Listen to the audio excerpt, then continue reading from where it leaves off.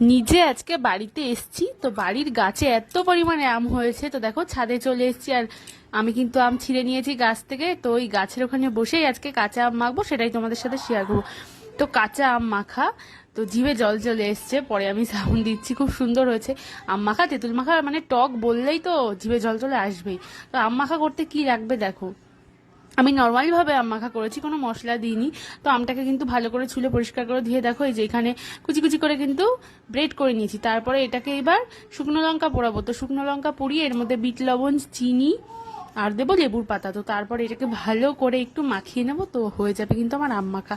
আর দারুণ লাগে এই দুপুরবেলা গরমে, তো অসাধারণ খেতে। দেখো এই যে দুপুরে আমি চলে এসেছি ছাদে একদম, তো সব কিছু গুছিয়ে নিই এখানে বসেই, আমটা কিন্তু মাখা কমপ্লিট হয়ে গেছে। আর আম মাখাটা খেতে দারুণ হয়েছে, তো তোমরাও এরকম করে আম মাখা খেও। তো চলো, আমার ভিডিওটা কেমন লাগলো, টাটা।